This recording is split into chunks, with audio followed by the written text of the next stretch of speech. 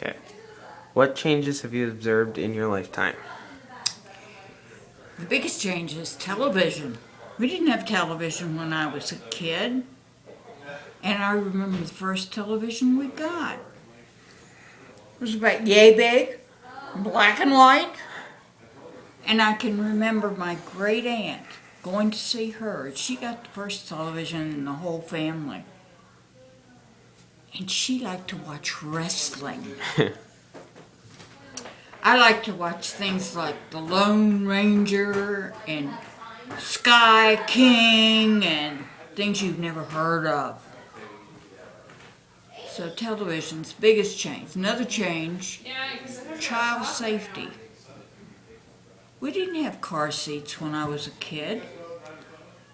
And when I had children, we had car seats, but they were all in the front seat facing forward. Now they're in the back seat going backward. So that's really different to me. And heaven forbid we didn't have things like These iPods and things. iPods and text messaging, and we didn't have computers. I worked on one of the first computers ever built. Really? And it was as big as a warehouse. I mean, we were all over the place, and we used coded cards to program the computer. Okay. Alright. If you could change anything in your life, what would it be?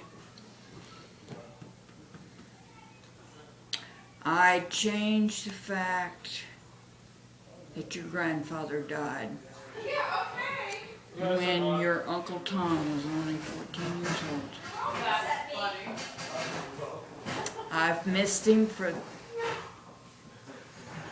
35 years now.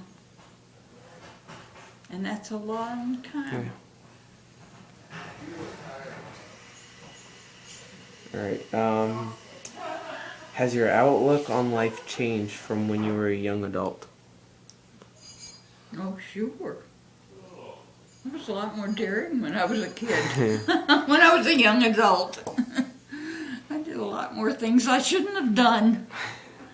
I did things that if I catch Brian and Maddie doing in a car, their license plate's gone.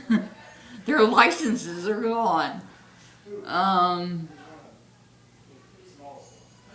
I think I wouldn't have gone to engineering school.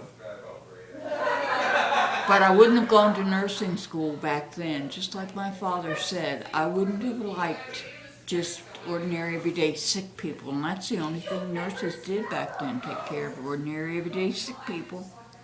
They didn't do the exciting things in ICUs and cardiology that they do now, that I learned to do. Alright, what decade in your life was the most challenging? Explain. My from like 25 to 35, so it was like spanning 2 decades. Oh, Raising kids. yeah. That was challenging. And then when my husband died, it was even more challenging to raise those 3 boys on my own. Yeah.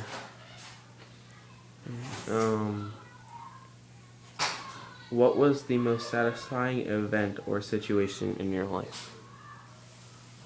Being in the fire department, believe it or not. I've been in the fire department for over 33 years, and I've loved it. I haven't liked it all the time, but I've loved being there. I've met a lot of interesting people. I've done a lot of interesting things. And I like the fire department.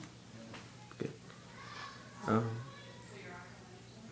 What advice would you give my generation?